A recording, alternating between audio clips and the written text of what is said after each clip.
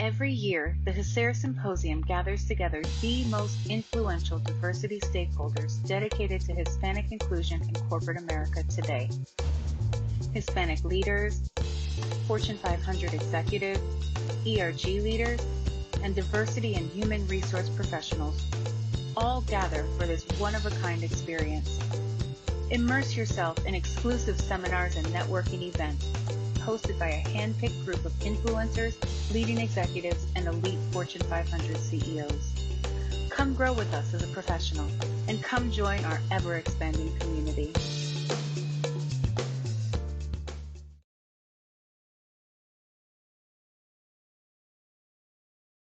Welcome, everyone, and thank you for joining us for today's webinar. My name is Lizette Garcia, and I'm the Executive Vice President and Chief Operating Officer at HACR, and I will be your host today. We're very excited for today's discussion.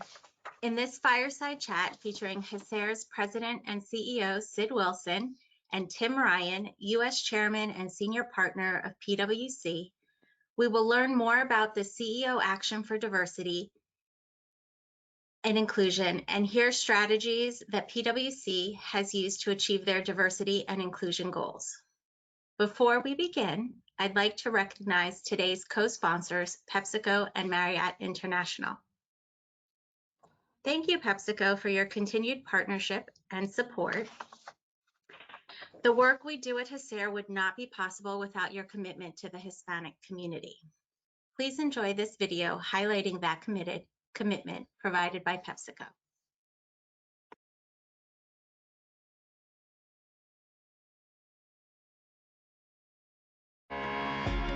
At PepsiCo, we're proud to be part of the Latino community. It's vibrant, passionate, resilient, and always moving forward, even in the face of hardship.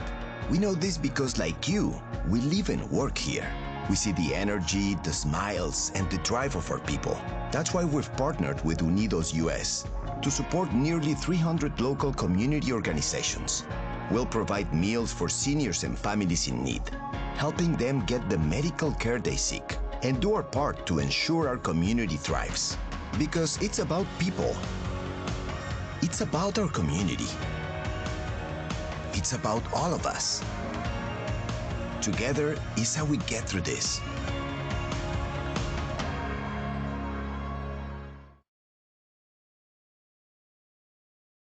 Thank you, PepsiCo. Marriott International has also been a longtime partner of HACR, and we thank them for their continued support and their commitment to Hispanic inclusion. Please enjoy this video highlighting Marriott's commitment to diversity and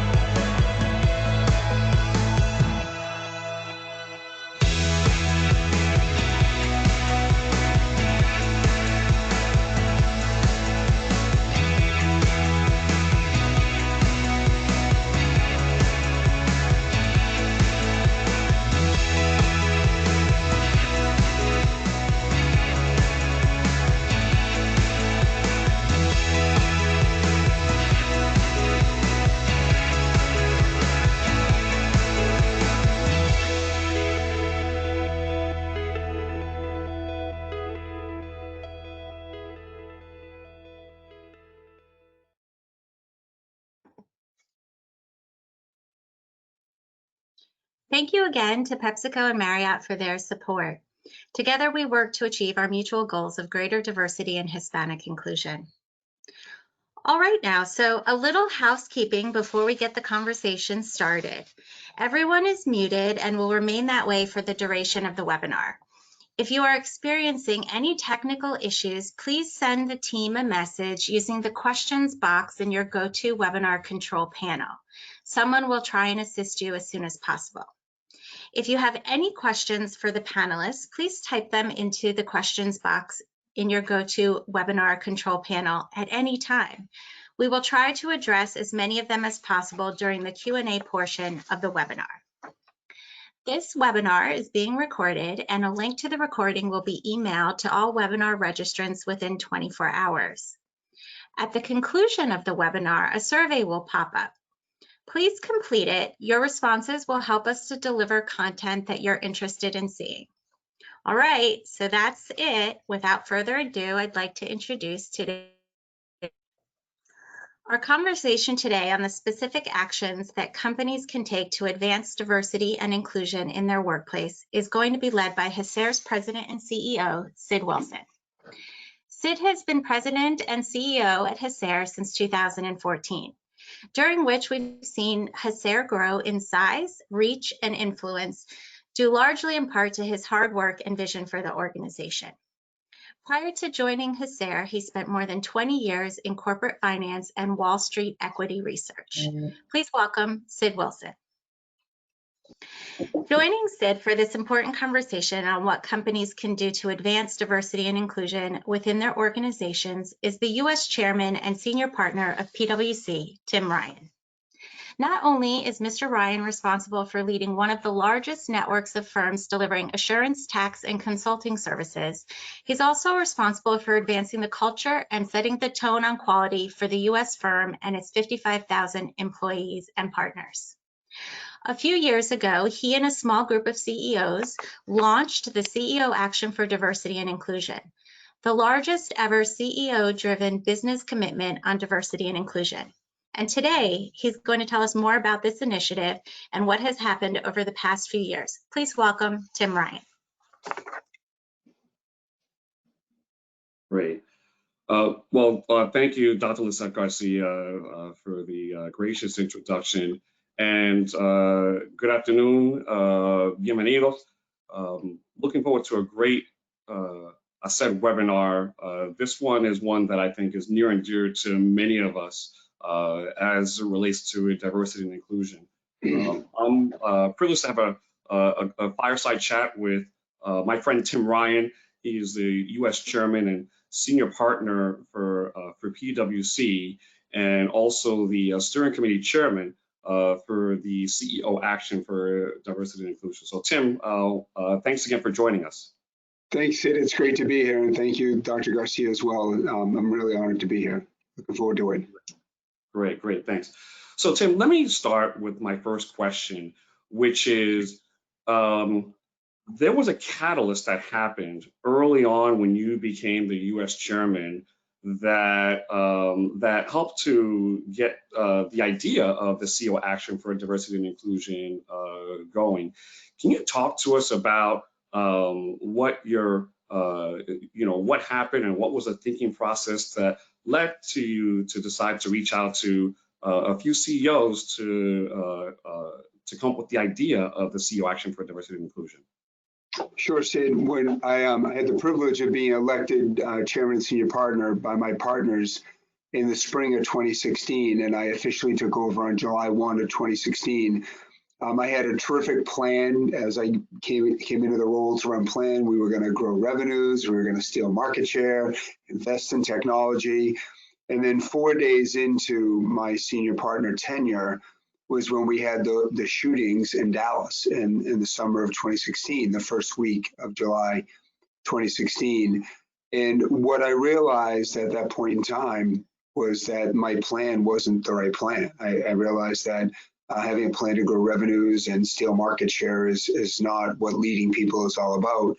I sent an email out to all 55,000 PwC people across the country that Friday morning after the shootings happened, And the emails came back loud and clear, and one person summed it up best. They said, when I came to work that day, the silence was deafening.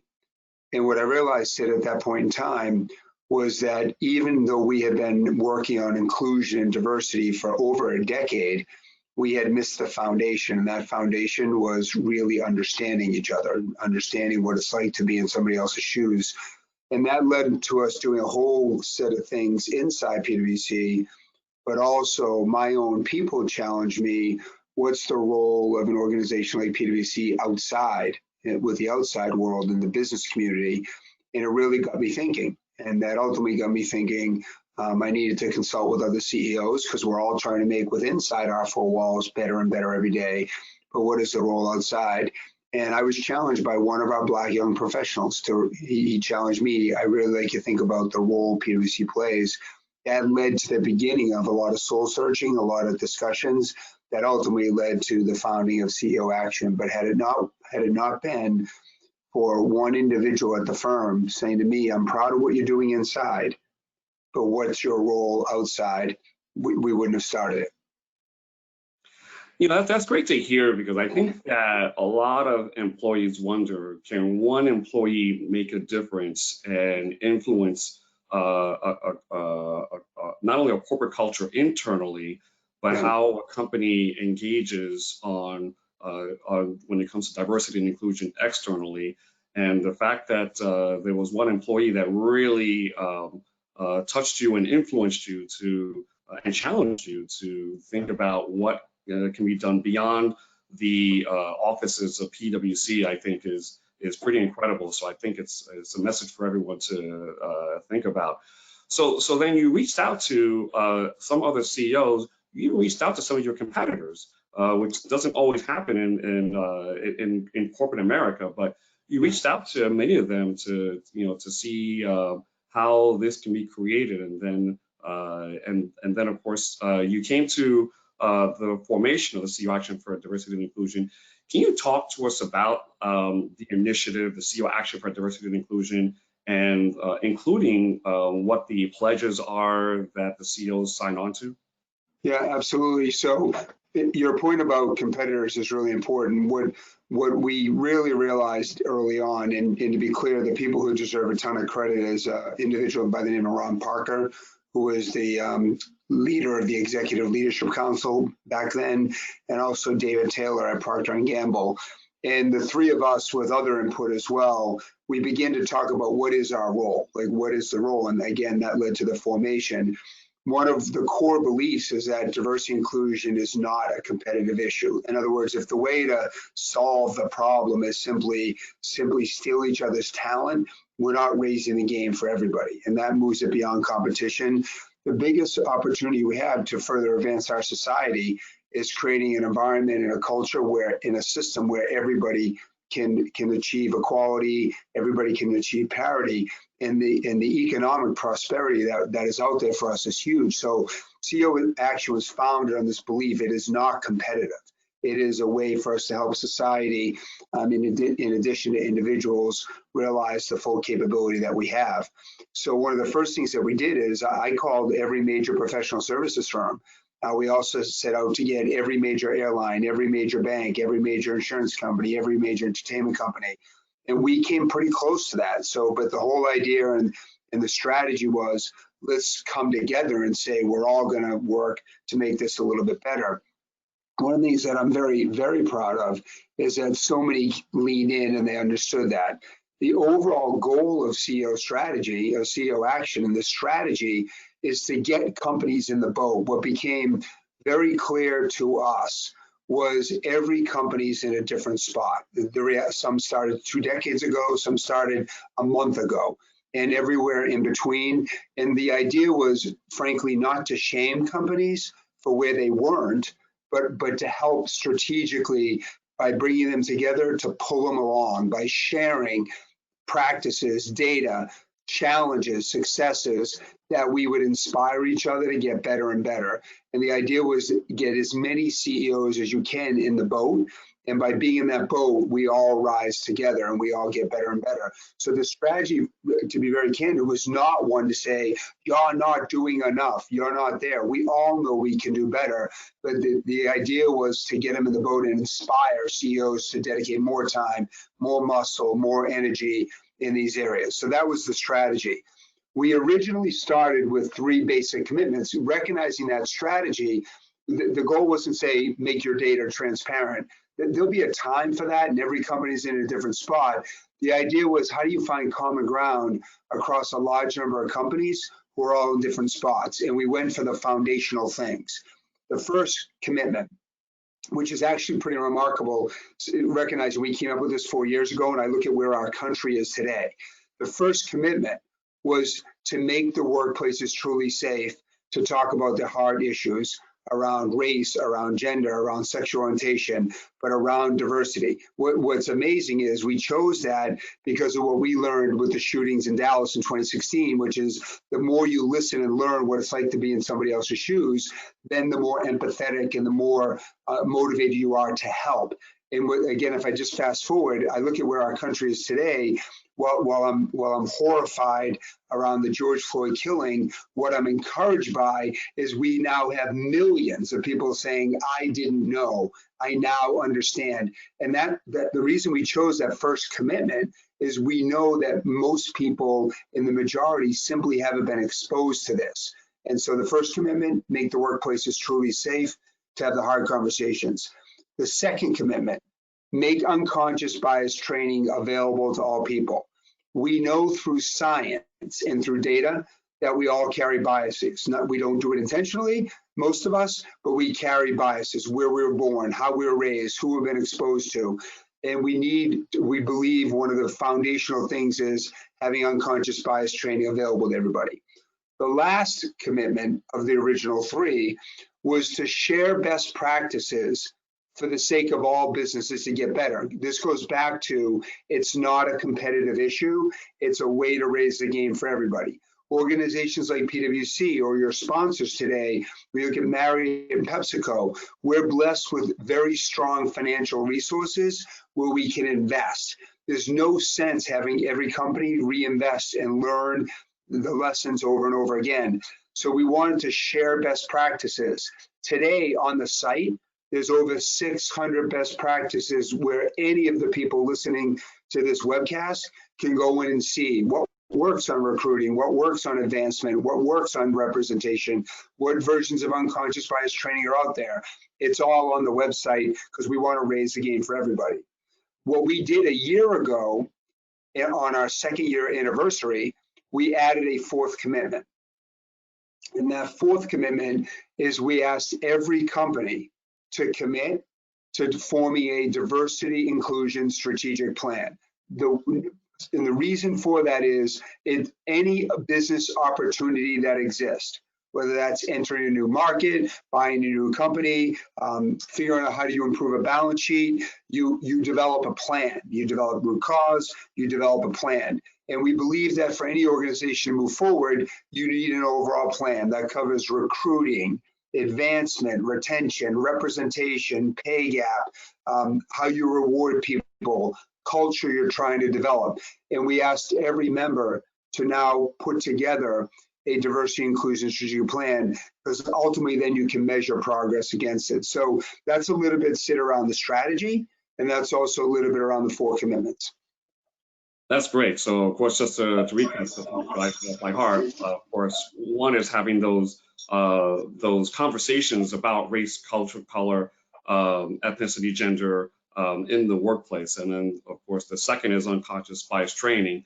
And the third one, which I think will be part of a follow-up question on this, is to actually do something that companies often don't do, and that is share your learnings, your best practices, and things that maybe even didn't work, so that each of us can learn. And then, of course, you added on the 4th about creating a diversity strategic plan, which is great. And so that brings me to my next question: is that what was your experience in terms of sharing this with the other CEOs? How welcoming was it by the CEOs? Of course, now having been 3 years into this, I know it's grown quite a bit. But those early years, at least that first year, there was probably a little bit Yeah. of convincing to get the other CEOs to sign on. Can you talk a little about that transition and that transformation to get the buy-in? Yeah, absolutely, Sid. So we in the summer of 2016, July, August, we really spent time trying to figure out what we wanted to do. In the fall, September, in earnest, we then began talking to CEOs. Now, I'm privileged in my day-to-day responsibilities. I'm meeting with CEOs on a regular basis all over the United States and all over the world. What I began to do is every conversation I had, whether I was meeting with them because they just did a major M&A acquisition, they wanted help with corporate strategy, they wanted help with their tax policy, regardless of why I was meeting with the CEO, I began to ask them where they were on diversity inclusion, and I began to ask them to join. So if I had an hour meeting, I always made sure there was 15 minutes to talk about this topic. And I had those conversations over 100 times where I was talking to CEOs in September, October, November. The reaction was mixed, frankly. Keep in mind, we were asking CEOs to join something voluntarily, to do something in an area where they were uncomfortable. And what became very clear to me is most CEOs are incredibly well-intentioned, but they were uncomfortable joining something voluntary. So why would I self-inflict more focus on me when I know I need to be doing better and I'm uncomfortable talking about it? So the early days were tough. As we talked to it, nobody slammed the door in our face and said it was a bad idea. But what we often got was, let us think about it. We'll get back to you. I need to talk to my teams, which often led to the slow, long no. So the early days were very hard. But to be very frank, we persisted. We believed in it. And somewhere in April now of 2017, we kind of had I call it the hockey stick moment. All of a sudden we had 10 and 20 join. And ultimately what we did is we launched on June 12th, 2017 with 112 members. And I got to tell you, we were begging for every one of them. Like there's no cost, like PwC funds the whole thing. But we were begging and we launched with 112. As I fast forward today, we are at 1,150 companies across the United States. So it's clearly got momentum. They represent over 30 million employees, but the early days were very hard. But it's like, as many of our parents have taught us, and my mother taught me, if something's worth doing, you've got to put in the work. And we put in the work, and today we're at well over 1,000 members. That's great, and I think it really not only shows your commitment to this, but also just helping all of us to understand often what happens when interacting with some CEOs, some who might be further into the diversity journey than others, and how to get them to feel more comfortable with embracing diversity and inclusion from the CEO perspective. So that's great, and of course, congratulations to you and the steering committee for really helping to grow this from 125 initially to now over 1,000 CEOs that are signed on. So that's that's a great testament. To have 1,000 CEOs that are signed on to the CEO Action for Diversity and Inclusion. Here's my next question: is that you're obviously someone that leads by example, and you kind of mentioned earlier in your comments that this started literally 4 days after you became elected as U.S. chairman, and so some of this was not only about what you were doing to grow the CEO Action for Diversity and Inclusion, but also what you were doing internally within PwC. And my question is that what has been your learning experience in terms of how CEOs should think about the amount of time and energy they should be focusing on diversity and inclusion? I know you get that question from a lot of CEOs, balancing between earnings and keeping the communications and running a business and an operation. But what's been your experience, and how have you shared those experiences with other CEOs? Yes, Sid, thank you. So maybe I do want to say for all of our people watching, the website for CEO Action is ceoaction.com. So it's just ceoaction.com, and you can see how rich the website is. Sid, I have a wonderful privilege. I feel like I have the best job in the world. I'm so privileged to be able to meet with dozens of CEOs on a weekly basis. Like on a monthly basis, I'll reach well over 3-4 dozen CEOs on a regular basis. And so what I've found is that I'm spending somewhere between 15 to 20% of my time on diversity inclusion, both inside our firm and outside our firm. Why?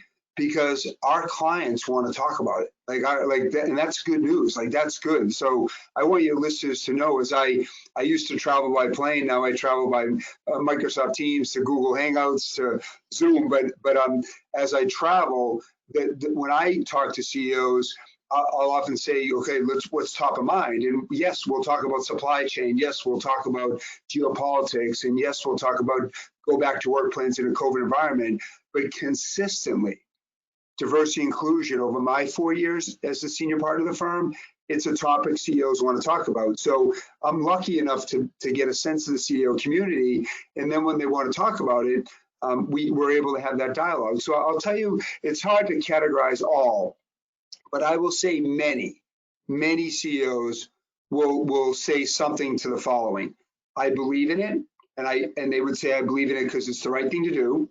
There's clearly a business imperative, both from a selling to your customers as well as workforce retention and development. And so I believe it's the right thing to do. They'll say, I see the business imperative, and I know that other stakeholders like policymakers will legislate this if I don't lead. So most would say that in some way, shape, or form. They would say that. And then they would also say, I know I'm not where I should be. When I look at just the hard facts of the numbers, most would say, I know I'm not where I need to be. And then they would say, but I'm not sure where to go. I'm not sure where to go. And many would have what I'll say take individual actions, like put in a training program, put in an accountability program.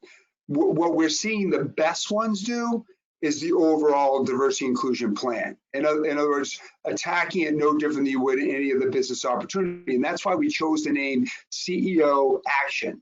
Treat it like any other CEO opportunity. So I would say in my dialogue with CEOs, I'm seeing a strong degree of commitment, but also a very, very encouraging sense of humility, which is, here I am, I'm the person in charge, and I'm humble on this topic. I'm not quite sure I know where to go. And the amount of, I know it's hard to measure, and like many of you, I know numbers matter, so I'm not trying to skirt that, but I'm encouraged by what I'll say, there's a quiet learning happening in the CEO community now. Over the last 3 years, and certainly that's been accelerated since Memorial Day and George Floyd's killing. I'm feeling a lot of work that's being done that I'm optimistic will lead to better outcomes in the near future. Great, thanks, Tim. Last year, you were a speaker on our CEO Roundtable, which is one of our flagship forums that we did, and we did it last year in Miami. And one of the comments that you mentioned there was, I think, caught a lot of people's attention when you really talked about how the fact that, the CEO really has a lot of power and authority to dictate the speed at which they can make change when it comes to diversity and inclusion. And, can you talk a little bit about how you talk to and guide companies where their CEOs are saying, well, I need to go very slowly, or I need to, or this is, we have to, or our culture may not warrant me taking these kinds of actions. And I know you have some thoughts about that to the CEOs in terms of the speed at which they can move the needle. Yeah, so Sid, let me share a story. I can't remember if I shared this in the panel, but I'll share with you a story first. When I was less than a month into my tenure 4 years ago, and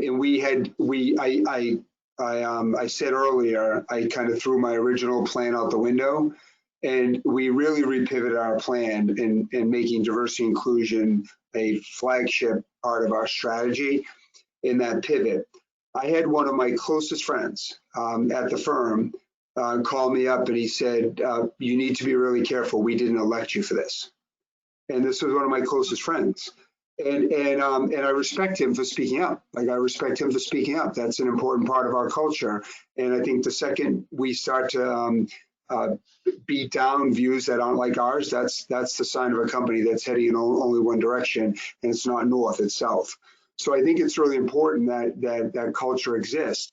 But I share that story because the CEO definitely sets the tone of an organization. And when I talk to CEOs, and again, from a very humble perspective, because God knows we're not perfect, and God knows across every dimension, whether it be diversity or technology or business strategy, we have room for improvement. But the CEO sets the tone. And what I often would advise CEOs is we are never going to please everybody. We need to know what we believe is right. Most companies today have a set of values. Most companies have a set of values. They all have different words, but most have something like care or respect or kindness or fairness. You can pull out a dictionary and get all the synonyms, but most companies have a value that ties back to that. A CEO's got to decide whether they really believe their values or not. And if the CEO believes that they follow their values, then he or she needs to set that tone, that those values tie right back to diversity, inclusion, and fairness and caring for others. And that's where I'll often start in my advice with CEOs. And a CEO needs to be willing, when they set that tone, they will not please everybody. It doesn't mean you disrespect those who don't agree with you, but it does mean you need to be confident enough to move forward. And once you set that tone, you can move as fast as you want, because then if you want to improve recruiting, you set the tone, because you said this is the way we're going to go. You can improve recruiting, because I personally believe we don't have a talent pipeline problem. I believe we have other problems like retention and development, but I've been blessed enough to see all across our country and other parts of the world, there's tremendous talent out there that needs a shot. But once the CEO sets the tone, I think you then begin to see things move a lot faster. Oftentimes what gets in the way of companies moving fast, that you almost have this hidden friction of, is this what most CEOs are men, is this what he really wants? Once you set that tone, that friction gets eliminated.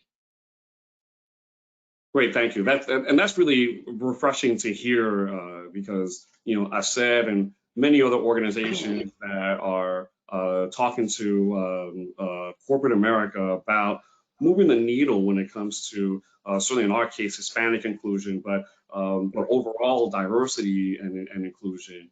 That the needle can be moved at an accelerated pace with strong buy-in from the CEO, and I think it's great to know that that you're dedicating so much time. I mean, 20% of your time as a CEO to diversity and inclusion, and proving that you can dedicate that kind of time to diversity and inclusion and still succeed as a CEO, which I think is such an important message.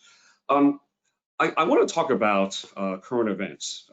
This is one, and I know I'm seeing some questions in the Q&A areas already about current events, but but the CEO Action for Diversity and Inclusion is now 3 years into this initiative, and what's happened recently, certainly with George Floyd and also Breonna Taylor and Ahmaud Arbery, and then that that deeply, all of them deeply unfortunate, but even the Central Park incident with the African American bird watching, and the woman that threatened to call the police and called the police and said that there was an African American man threatening my life, all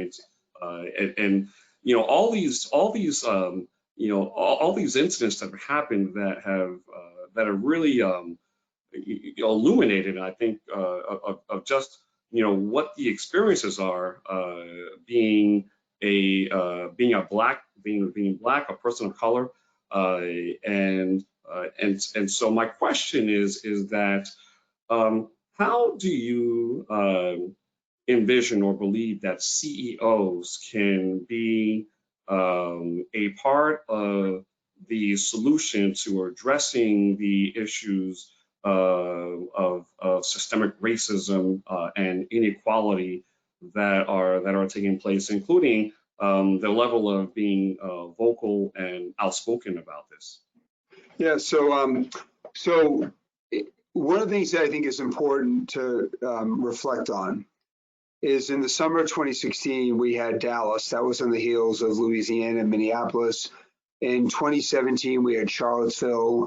In 2018, I know you know, Sid, but for your listeners, one of our own Black professionals was shot and killed in his apartment in Dallas when an off-duty Dallas police officer went into the wrong apartment and shot and killed him. And now here we are more recently with current events, as you point out, with Breonna Taylor, George Floyd, Ahmaud Arbery, and many others.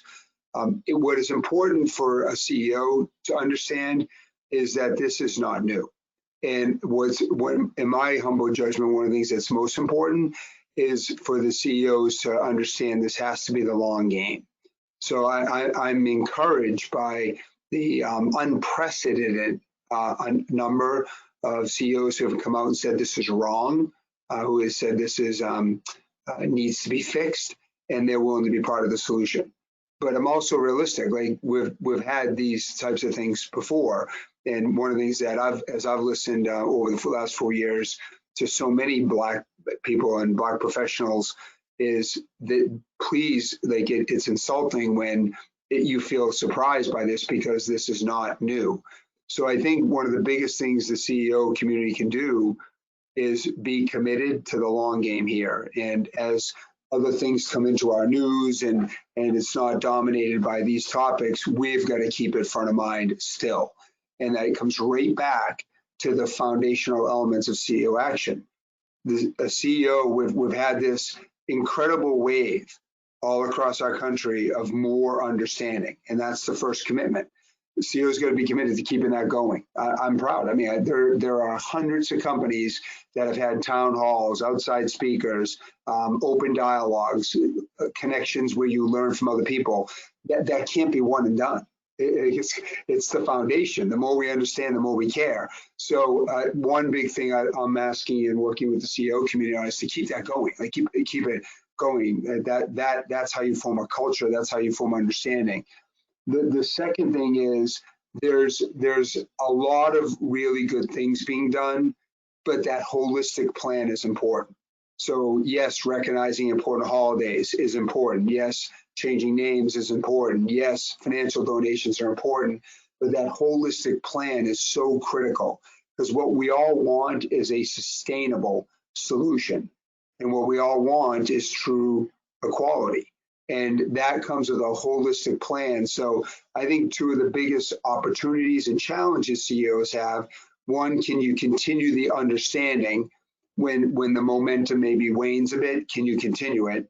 And the second thing is holistically approaching it, because if there was one easy answer, it would have been solved decades and decades ago. And it's that holistic plan that's critical.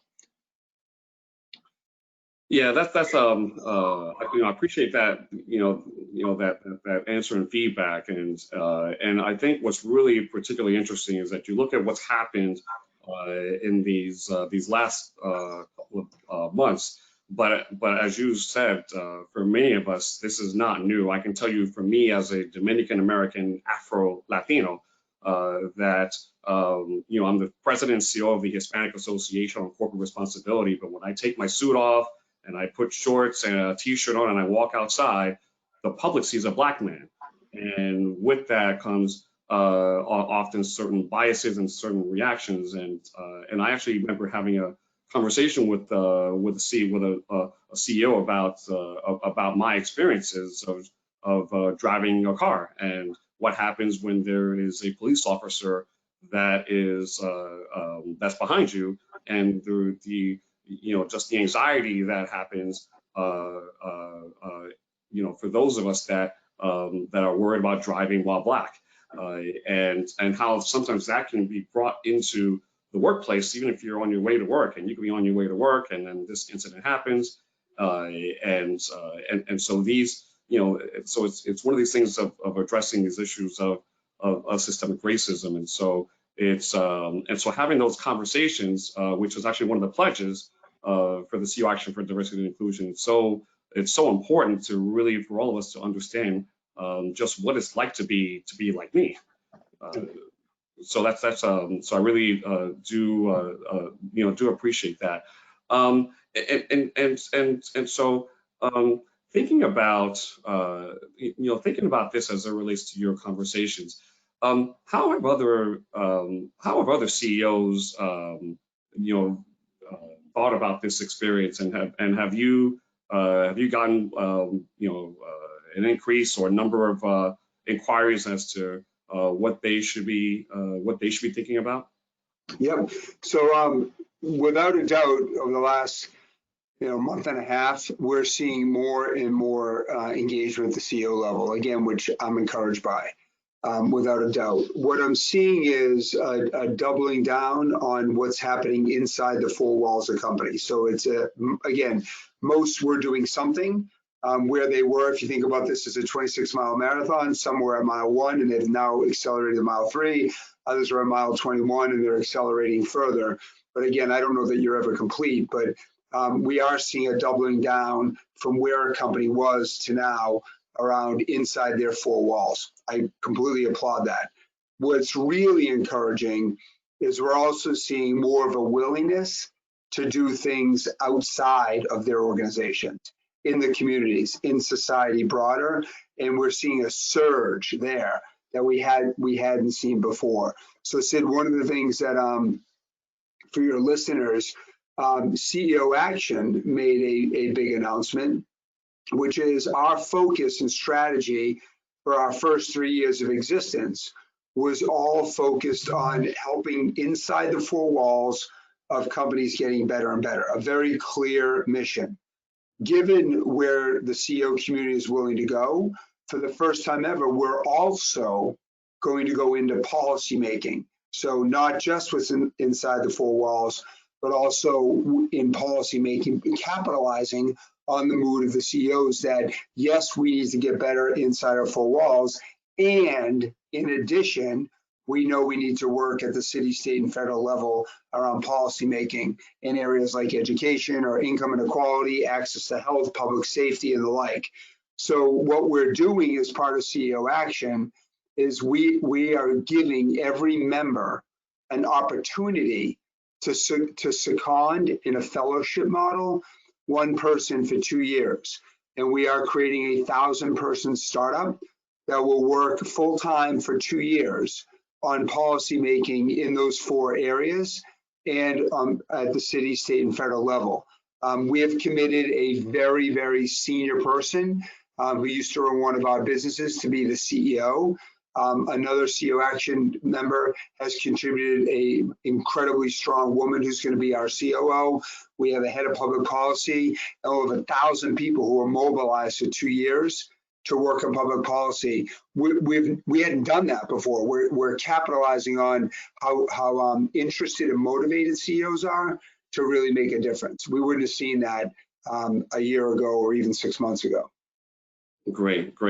All right. So with a few more, 2 more questions, then of course, and I know we've been getting a lot of questions about current events. So hopefully the audience will, we've answered some of the questions for the audience. But one question that comes up is about pipeline development. We know that on corporate boards and in the C-suite, there is still a challenge with having more diverse boards and more diverse C-suite and executive committee members. What's your advice in terms of how CEOs can help to accelerate that? Is it through intentional sponsorship? Is it other ways to help strengthen the pipeline up to the C-suite and eventually for more CEOs as well? Yeah, so Sid, so I'm going to go back to this overall plan. The pipeline development at every level has to be thought of. Entry, middle, top, like it has to be deliberate. Succession planning, mentoring, development, accountability, and the like at every single level. And the way a CEO can get involved is get out and see what talent you have. Like, understand the talent that exists at your company today. Now, not for a board role, but for further advancement. And so it's important for the CEO to know the talent. Now, there's a number of different ways companies can do that, but it is really important. Like, for me, one of the first steps that has to happen is know what you have already. Oftentimes we'll see companies immediately jump to, oh, we got to go hire more at the senior level. And that may or may not be the case, but it ought to start for us. What do we have here? Like, if we have somebody who's been with us for 10 years or 15 years and they're highly rated, that tells you they're really special, because it's hard inside most companies. So maybe you start there. So we think part of a diversity inclusion strategic plan has to be very deliberate talent and succession planning at every level in an organization. And a CEO has to know that. They have to know who the people are in that process, and then you give them exposure. Now, as you get to the more senior levels, first and foremost, give people a chance. Like, too often we hear in corporate America, oh, she's not ready. Oh, he needs another year. Nobody's ever ready. Like, nobody's ever ready. And so this is where that culture and that tone comes in place. The CEO needs to be willing to say, you know what, we're doing this. We're doing this, right? And and give people that next set of responsibilities, because too often the answer is they're not ready. And so that's a great opportunity. At the board level, where people come from outside an organization, the CEO's got to be involved. Like, the talent's out there. There's incredibly senior executives who are very strong. Now, do they have the CEO title? No, as we all know, the number of CEOs in the Fortune 1000 are very limited, but you don't need to be a CEO on a board today. Some of that experience helps, but you also need to know about chief marketing officers and all the data around demographics. You need to know about technology and all the data around how technology is changing the world. Those people aren't CEOs. There's an opportunity to get people there a lot quicker than I think maybe we've made progress today. That's great. Thank you, Tim. And here's my last question, and of course, and I may take just one or two that we have from the audience that are the common ones. But you mentioned earlier that this started with a conversation with you and Ron Parker, a beloved friend of all of ours, when he was the president and CEO for the Executive Leadership Council, and David Taylor, the chairman and CEO for Procter & Gamble. My question is that about legacy and how do you want to be remembered in terms of what started just 4 days into your role as U.S. Chairman of PwC, and as you start and as you think about your legacy in terms of what you've done to move the needle for D&I, what would you like that to be? Yeah, Sid, it's funny. I never really thought about creating a legacy. It was kind of like you just do it. Like, you see the problem and the big issue it is, and you dive into it, which is the honest to God truth how it started. Now what's so clear to me is if an organization can be truly inclusive, that is going to be the most unstoppable organization in whatever industry they're in. And my goal is to make PwC the most inclusive organization in the world. I'll just share with you a quick epiphany I had 4 years ago. I'm a hard charger, like me, no doubt about it. Like, I work hard, I'm committed, and I put a lot of time in. What a less experienced me believed that when people were at work and they were physically 100% present, they were mentally 100% present. A more mature me understands that's not the case.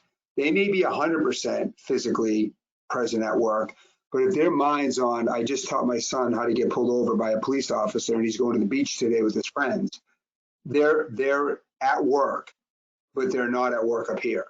They're sick to their stomach. They're worried about their son. And what I've come to understand is if we can help people who have those worries and that anxiety, both inside the workplace and going on at home in society, we're going to be better. We're going to be the place people want to come to work. We're going to be the place where people can realize their full potential, and we do great. And by the way, we helped a whole bunch of people. Now, outside the firm, my goal is I hope we are remembered, and I'm remembered as really advancing the ball on inclusion in corporate America, but did it in a way that was not the shame game, but did it in a way that inspired people to get better and better. Great, thanks.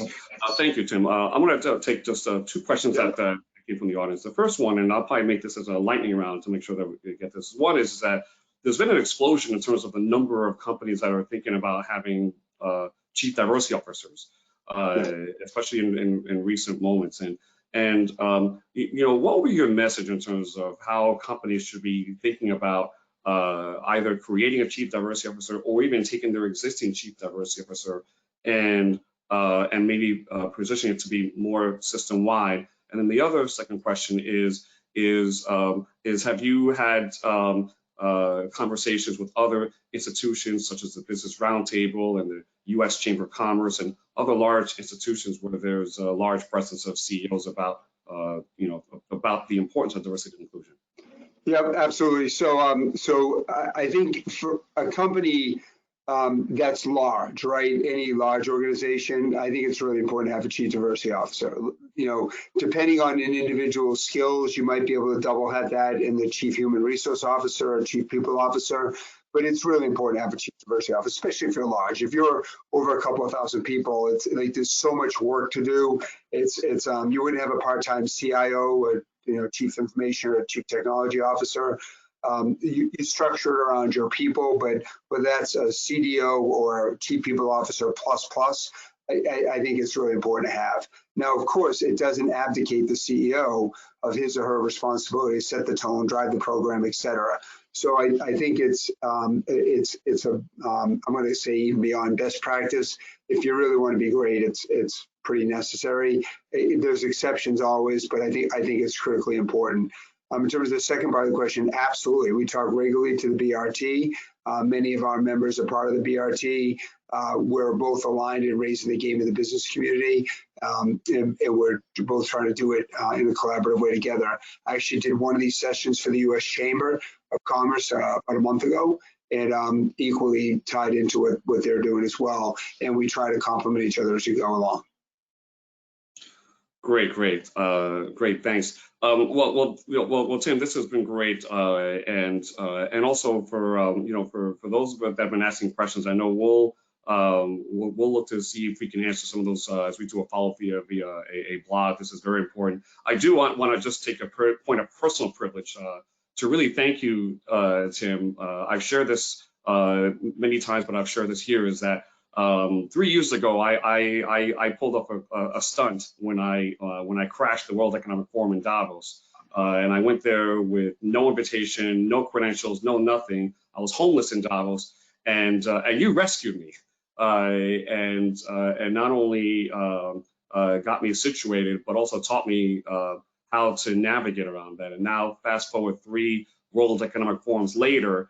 Not only have we had a consistent presence there, but we've been able to bring other organizations with us to the table on these things. And so I do really want to express my sincere thank you for not only what you did for the organization, but what you did for me and the work that we do. So very, very thankful for your continued commitment, for being a diversity champion, and for being with us today and taking time from your schedule for this.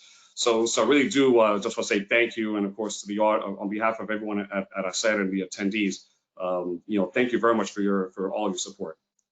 Thank you, Sid, and thank you for your friendship and your leadership. It's my honor to be here. Thank you. Great. So with that, I will pass it back over to La Doctora of Diversity and Inclusion, Dr. Lisette Garcia, our Executive Vice President and Chief Operating Officer at HACR. Thank you, Sid, and thank you, Tim, for your time and for sharing your insights. The discussion was quite thought-provoking and engaging, so thanks again for being here with us today. For more information on the CEO Action for Diversity and Inclusion, please visit ceoaction.com. Thank you again to today's co-sponsors, PepsiCo and Marriott International, for their continued support and partnership. It's because of all you do that our organization continues to grow and thrive. And thank you as well to all of the HACR annual symposium sponsors. Without your commitment to our work, we would not be able to fulfill our mission. Thank you, attendees, for taking time out of your busy day to join us for this discussion. We hope you've enjoyed today's presentation. HACR's inaugural virtual event will be on September 29th, 2020. Please follow us on social media to receive important details about this and future events. The webinar schedule is also available on our website. Please don't forget to complete the survey post-webinar, and thank you again. We'll see you soon. Have a great day, buddy. Thank you very much.